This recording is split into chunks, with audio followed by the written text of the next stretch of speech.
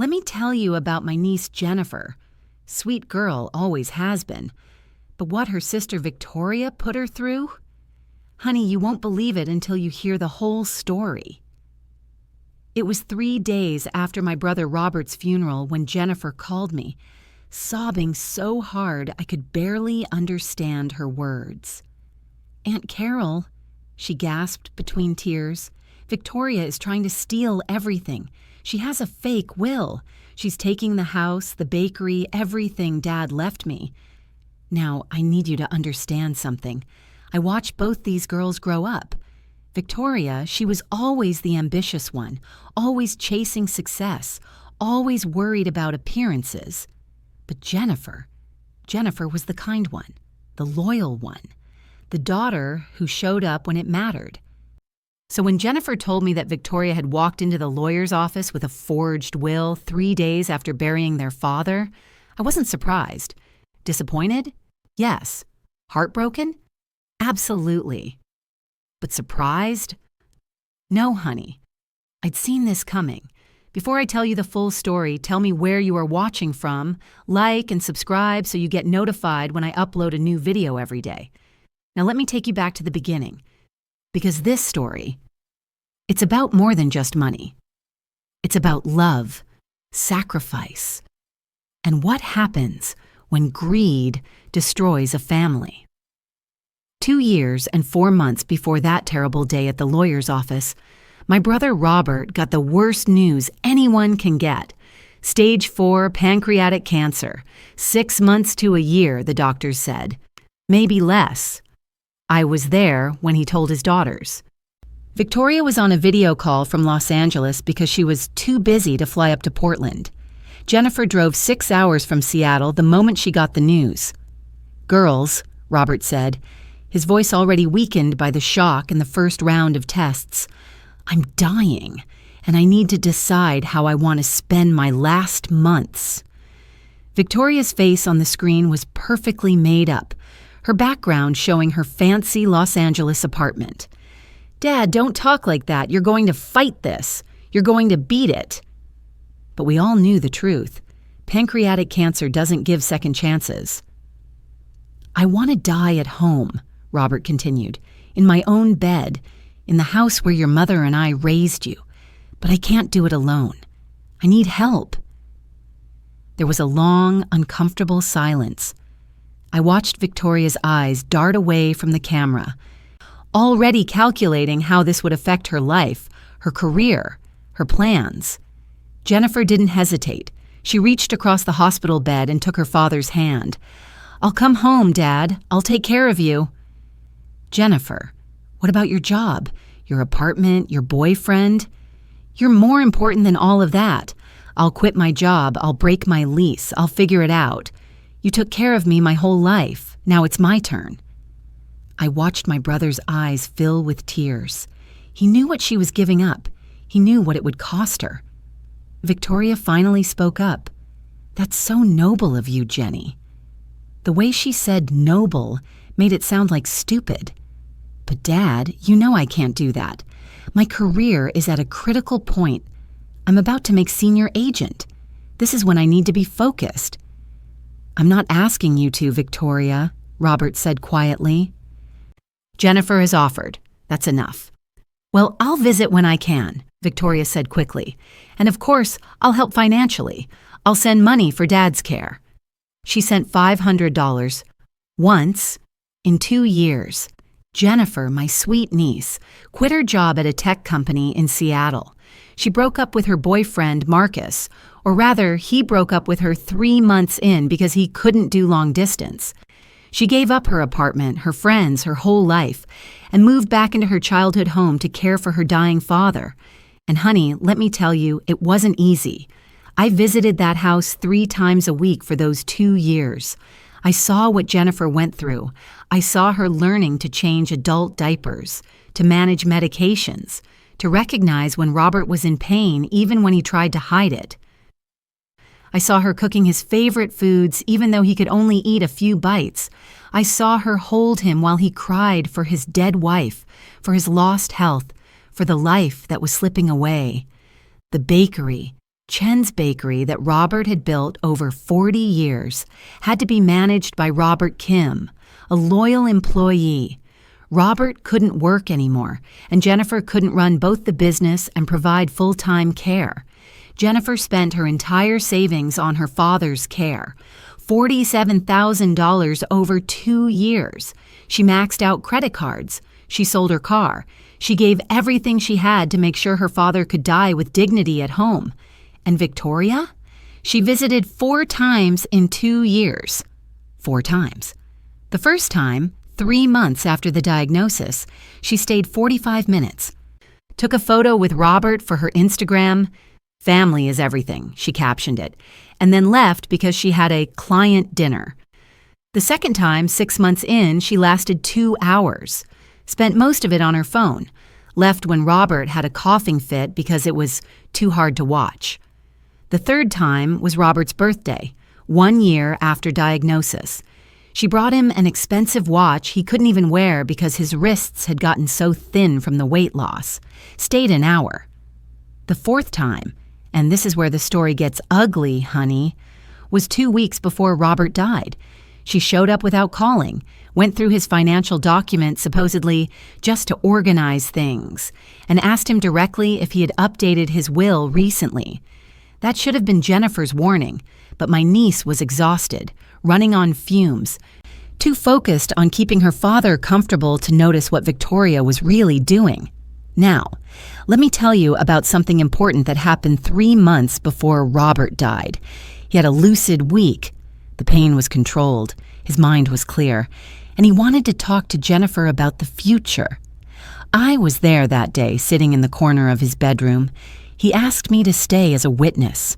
"Jennifer," he said, holding her hand with his thin, weak fingers, "I need to talk to you about my will." He pulled out a folder from his nightstand. "Everything goes to you. The house, the bakery, the savings, all of it. You've earned it by being here, by loving me, by sacrificing everything." "Dad, what about Victoria?" Jennifer asked, because that's the kind of person she is, always thinking about others even when they don't deserve it. Robert's face hardened in a way I'd rarely seen. "Victoria gets $50,000. That's more than generous considering she's contributed nothing to my care and hasn't been a real daughter to me in years. But Dad, she's still your daughter. And you're still mine. The daughter who stayed. The daughter who gave up everything. That means something, Jennifer. That means everything." The will was clear.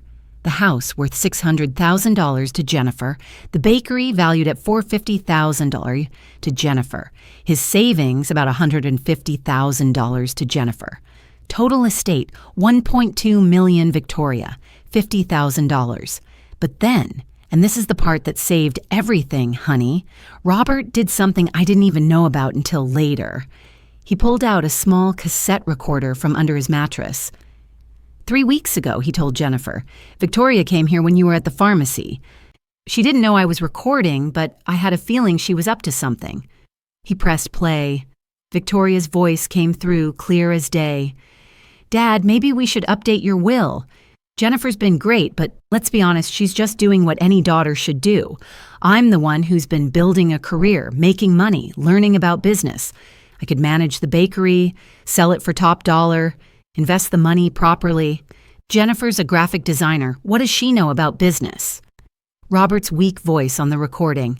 "Victoria, my will is my business. It's already done." "But Dad, is it really fair? I mean, Jenny chose to come home. Nobody forced her. She's getting free rent, free food. She's actually benefiting from this situation." Free rent, free food. While Jennifer was spending her life savings, drowning in debt, giving up everything. Victoria, this conversation is over. "Dad, I'm just saying, think about it. Jenny's going to be fine. She's young, she can rebuild.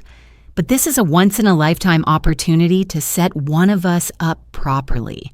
And honestly, I'm the one who would know what to do with it." Robert stopped the recording and looked at Jennifer with tears in his eyes. That's when I knew for sure. She doesn't care about me. She cares about my money. So I'm protecting you, Jennifer. If she tries anything, if she contests the will, you have this recording. You have proof of what kind of person she really is." He handed her the recorder. "Hide this. Keep it safe. This is your secret weapon." Jennifer took it, crying, not wanting to believe her own sister could be so cold, but she hid it away just like her father asked. 2 weeks later, Robert slipped into a coma. 3 days after that, he died, with Jennifer holding his hand. Victoria was in Los Angeles at a real estate conference. She didn't even bother to fly up until the funeral. The funeral was beautiful, if a funeral can be beautiful. The whole community came. Customers from the bakery, employees, neighbors, friends, people whose lives Robert had touched over 40 years. Victoria showed up in a designer black dress, crying dramatically, posting tributes on social media about her beloved father. She hugged Jennifer, whispered, "I'm so sorry you had to go through this alone." And for a moment, Jennifer almost believed she meant it. The will reading was scheduled for 2 days after the funeral. Jennifer, Victoria, me, and my husband James, Robert's siblings, all gathered in Mr. Harrison's office. He'd been Robert's lawyer for 20 years, a good man, trustworthy. Mr. Harrison read the will clearly. "To my daughter Victoria, I leave the sum of $50,000 to be paid within 30 days of my death." I watched Victoria's face go pale, then red. $50,000? That's it? "To my daughter Jennifer, who sacrificed everything to care for me in my final years, who loved me enough to give up her life so I could die with dignity at home, I leave the remainder of my estate. The house at 2847 Maple Street, the business known as Chen's Bakery, and all remaining assets, accounts, and investments." Victoria stood up so fast her chair scraped loudly against the floor. "This is bullshit. This is absolutely bullshit." "Victoria," I said sharply, "show some respect. This is what your father wanted." Respect? Jenny's been manipulating him for 2 years. She isolated him, controlled his medications, probably had him sign documents when he was drugged out of his mind. Jennifer, pale and shaking, said quietly, "That's not true, Victoria. Dad made this will 3 months before he died, when he was completely lucid. Mr. Harrison can confirm it." "I don't believe that," Victoria spat. "I'm contesting this. I'm getting a lawyer." She stormed out, leaving the rest of us in shocked silence. Mr. Harrison looked at Jennifer with sympathy. "I'm sorry, Jennifer. Your father was absolutely clear-minded when he made this will. I can testify to that if needed." Jennifer just nodded, too stunned to speak. I drove her home that day. She was quiet the whole way, processing what had just happened. "Aunt Carol," she finally said as we pulled into the driveway, "do you think she'll really contest it?" "Honey," I said, taking her hand, "I think Victoria is capable of anything when it comes to money. You need to be prepared for a fight." I was right. 3 days later, Jennifer got a call from Mr. Harrison asking her to come to his office immediately. When she walked in, Victoria was already there with that smug smile on her face, a folder full of documents on the table. "Ah, Jennifer," Mr. Harrison said, his warm demeanor replaced with something cold and professional. "Please sit down. Your sister has brought some very interesting documents to my attention." Victoria leaned back with the confidence of someone who had already won. "Jenny, I didn't want it to come to this, but I have proof that Dad wanted me to have the house, the business, and the majority of the estate." She slid a document across the table. A new will, dated 3 weeks before Robert died. A will that left Jennifer only $10,000 and gave Victoria everything else. Jennifer called me immediately after, sobbing. "Aunt Carol, she has a will, a new one. It looks real. It has Dad's signature. Mr. Harrison says if it's legitimate, it supersedes the original will." Jennifer listened to me. "Your father could barely hold a pen 3 weeks before he died. He could barely speak. There's no way he signed a legal document." "But it has his signature, Aunt Carol. It looks like his handwriting." That's when I remembered. The recording. the secret weapon Robert had given her. "Jennifer, do you still have the recorder your father gave you?" There was a pause. "Yes." "It's hidden in my closet." "Then you have what you need to fight this. But first, we need to prove that Will is fake. And honey, we're going to need help." What Victoria didn't know, what nobody knew except me, Jennifer, and Mr. Harrison after we brought him into our confidence, was that we had evidence, real, damning evidence of Victoria's true intentions. But Jennifer couldn't just use it right away. Mr. Harrison explained that they needed to prove the new will was fake first. The recording would come later as the knockout punch. "We need to be strategic," Mr. Harrison told us in his office. "Let Victoria commit to her story. Let her lie under oath. Then, when she's in too deep to back out, we hit her with everything." But being strategic required money. Money for forensic document examiners, handwriting experts, court fees, legal costs. Money Jennifer didn't have because she'd spent everything on Robert's care. Victoria, meanwhile, filed an emergency motion to freeze all estate assets to prevent dissipation of resources during the dispute. A judge granted it. Suddenly, Jennifer couldn't access the bakery's accounts, couldn't pay employees, couldn't pay suppliers. Robert Kim, the bakery manager, called Jennifer in a panic. "Jennifer, the bank account is frozen. I have payroll due in 3 days. I have supplier invoices due. What do I do?" Jennifer needed $23,000 immediately to keep the bakery running. She had maybe $1,400 in her personal account. That's when family stepped up. I sent $5,000 from my retirement savings. My husband James sent $3,000. Jennifer's old friends from Seattle, people she hadn't talked to in 2 years, pulled together $4,000 when they heard what was happening. Jennifer sold her car for $7,000 and maxed out her last credit card for $4,000.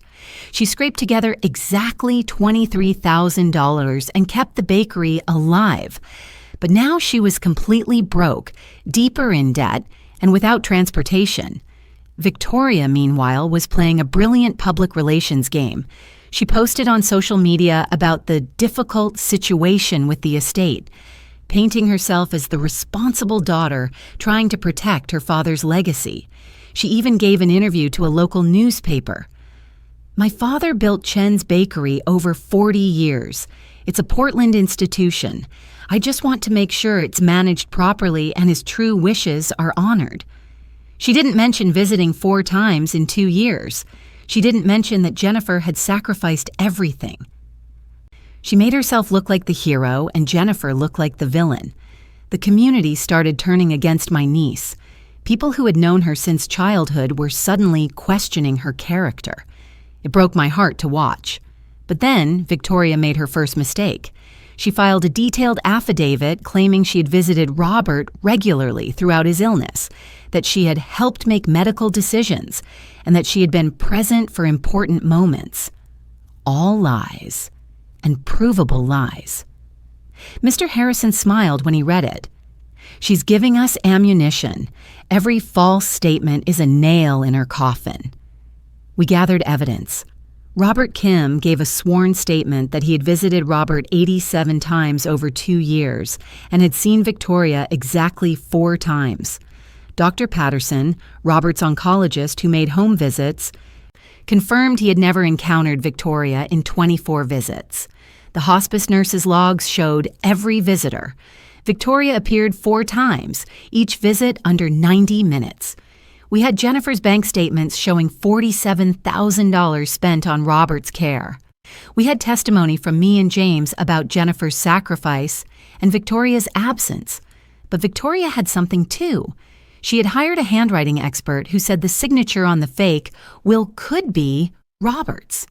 She had the notary from Los Angeles who claimed Robert had come to her office to sign the will, though she couldn't explain how a dying man in Portland had traveled to L.A. She even had 3 friends who submitted affidavits saying they'd heard Robert express concerns about Jennifer isolating him. More lies, but compelling lies. The case was set for a hearing in 6 weeks. Jennifer was drowning. No money, no car, a business she couldn't access, and a sister systematically destroying her reputation. She called me one night, crying so hard she could barely breathe. "Aunt Carol, I can't do this. I don't have the strength. Maybe I should just let her have it.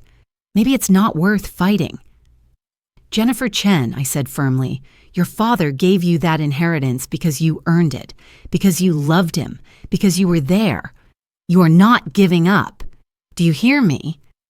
But how do I fight this? I have nothing left. You have the truth, and you have the recording. It's time to use your secret weapon."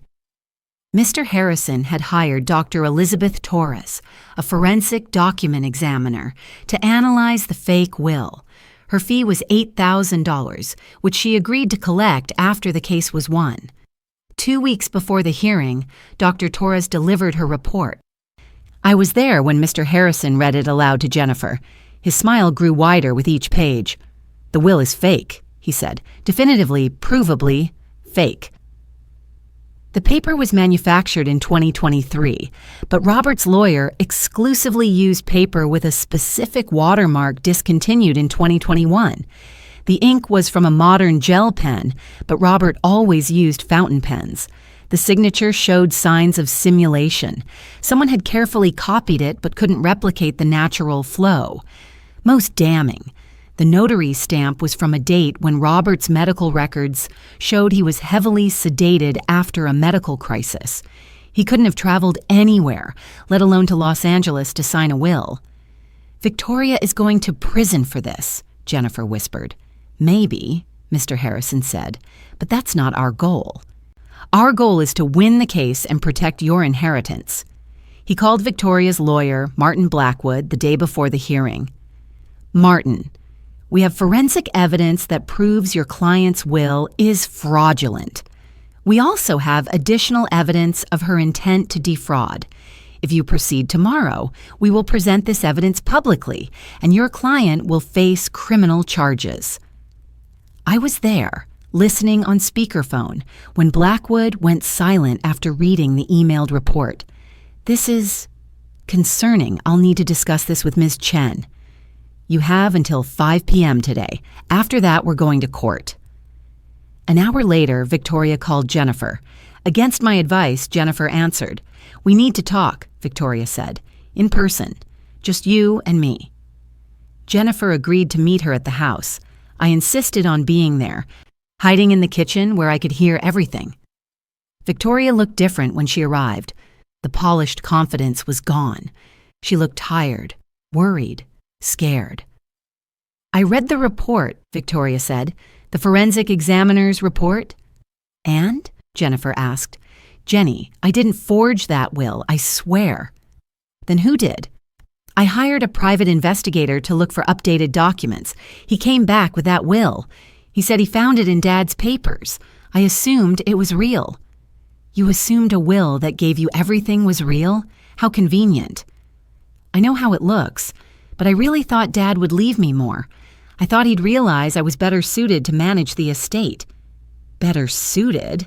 "Victoria, I spent 2 years caring for him. I gave up everything, and you think you're better suited?"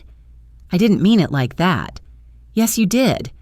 You've always thought you were better than me, and when Dad's will didn't reflect that, you couldn't accept it." They argued back and forth.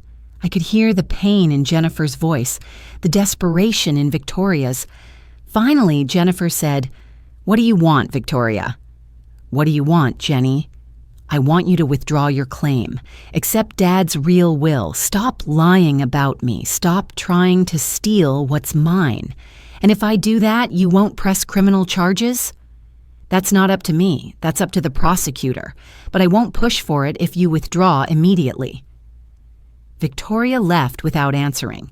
At 4:47 p.m., Mr. Harrison called. She withdrew. The case is dismissed. The original will stands. Jennifer won. You'd think winning would feel triumphant, wouldn't you? But when Jennifer called me that evening, she didn't sound happy. She sounded exhausted and sad. "I won, Aunt Carol, But I lost my sister. Honey, you lost your sister the day she chose money over family. You just finally accepted it. The estate was unfrozen within 48 hours. Jennifer paid all the bakery's outstanding bills, gave Robert Kim a well-deserved raise, and started planning for the future. But Victoria had done damage. Even though she'd withdrawn her claim, rumors persisted. Some people thought Jennifer had threatened her. Others believed there had been a secret settlement. Then something beautiful happened. The community started speaking up. An older woman named Margaret Wu came into the bakery one day. She'd been Robert's customer for 38 years. "Jennifer," she said, "I just want you to know, there are many of us who know the truth. We saw you caring for your father. We saw Victoria's absences. Your father made the right choice." More customers came forward with similar stories, people who had witnessed Jennifer's sacrifice. Slowly, her reputation recovered. The bakery's sales actually increased as people came to show their support. 3 months after the case ended, Jennifer was organizing Robert's office when she found a letter, addressed to her in her father's handwriting, dated 1 week before he died. She called me immediately, crying as she read it aloud. "My dearest Jennifer, if you're reading this, I'm gone. And if I know your sister, she probably tried to contest my will. I'm sorry you have to deal with that. I want you to know why I left everything to you. It's not just because you took care of me. It's because you understand what I built. The bakery isn't just a business. It's a community. It's tradition. It's love made tangible. Victoria sees dollar signs. You see people. Victoria sees an investment. You see a legacy. I chose you because you chose me. When I was dying, when I was difficult, when I was scared, you stayed. You didn't stay because you expected an inheritance. You stayed because you loved me. If Victoria contested the will, she proved exactly why she shouldn't inherit. She proved she cares more about money than family. You understand, Jenny. You've always understood.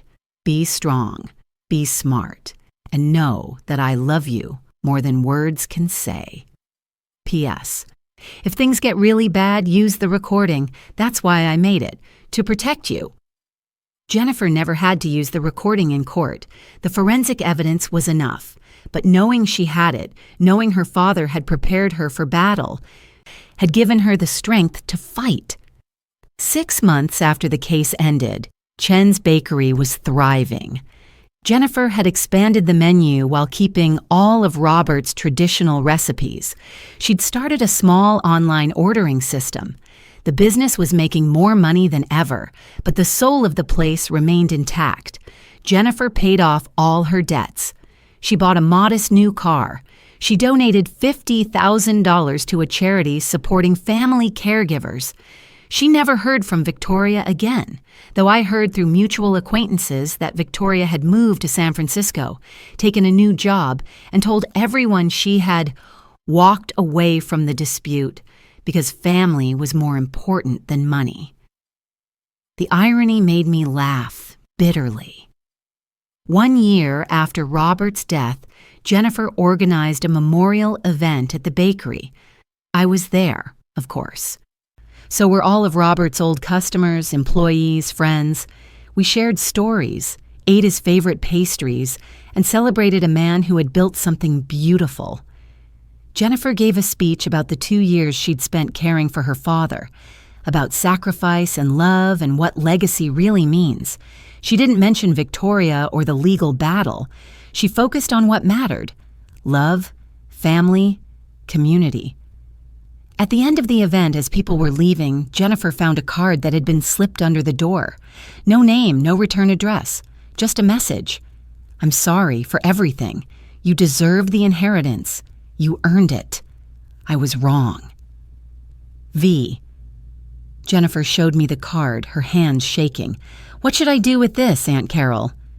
I looked at my niece, this strong, kind woman who had survived the worst and come out better for it. "Keep it," I said. "Not because you need her apology, but because someday, maybe years from now, you might want to remember that even people who hurt us can feel regret. but you don't owe her forgiveness. You don't owe her anything.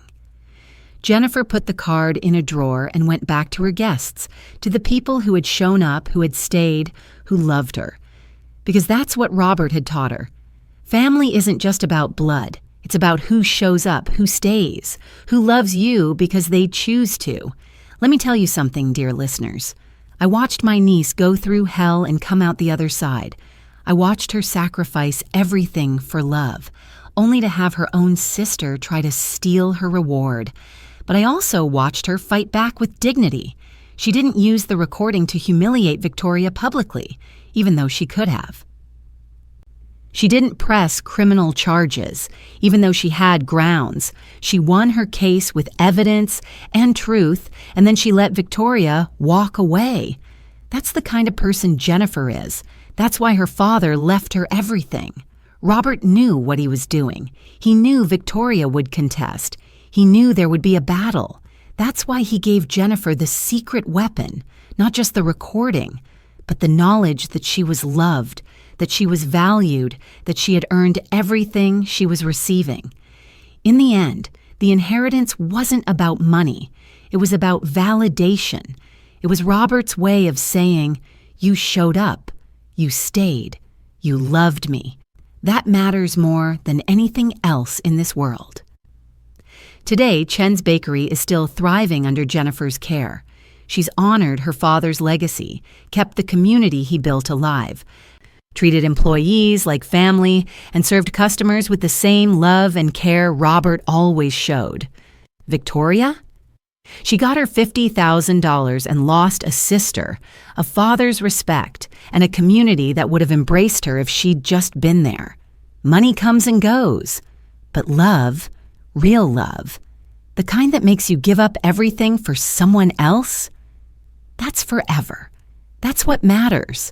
That's what my brother Robert understood, what my niece Jennifer lives every day, and what Victoria may never learn. So what do you think, my friends? If you were in Jennifer's position, what would you have done? Would you have used the recording? Would you have tried to reconcile with your sister? Share your thoughts in the comments below. And if you enjoyed hearing about my niece's story, about this family drama that taught us all what really matters in life, please like this video and subscribe to the channel. I have many more stories to share with you, stories about real families, real struggles, and real love. Until next time, remember, true wealth isn't measured in dollars.